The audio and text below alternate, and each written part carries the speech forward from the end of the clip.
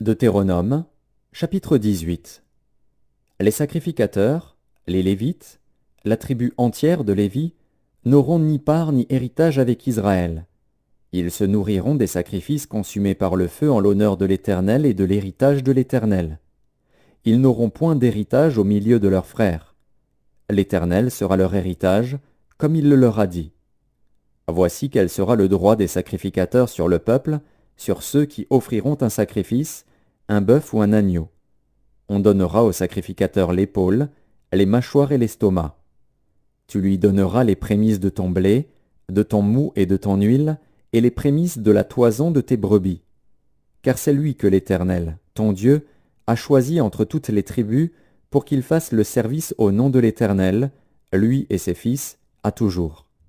Lorsque le Lévite quittera l'une de tes portes, le lieu quelconque où il demeure en Israël, pour se rendre, selon la plénitude de son désir, au lieu que choisira l'Éternel, et qu'il fera le service au nom de l'Éternel, ton Dieu, comme tous ses frères les Lévites qui se tiennent là devant l'Éternel, il recevra pour sa nourriture une portion égale à la leur, et jouira, en outre, des revenus de la vente de son patrimoine.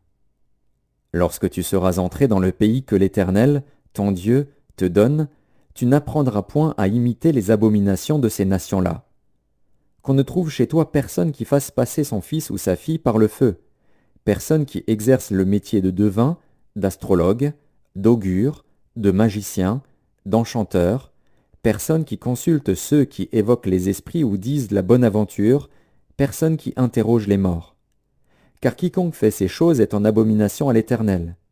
Et c'est à cause de ces abominations que l'Éternel, ton Dieu, va chasser ces nations devant toi. Tu seras entièrement à l'Éternel, ton Dieu.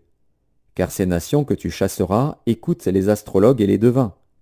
Mais à toi, l'Éternel, ton Dieu, ne le permet pas. L'Éternel, ton Dieu, te suscitera du milieu de toi, d'entre tes frères, un prophète comme moi. Vous l'écouterez. Il répondra ainsi à la demande que tu fis à l'Éternel, ton Dieu, à Horeb, le jour de l'assemblée, quand tu disais « Que je n'entende plus la voix de l'Éternel, mon Dieu, et que je ne vois plus ce grand feu, afin de ne pas mourir. » L'Éternel me dit « Ce qu'ils ont dit est bien.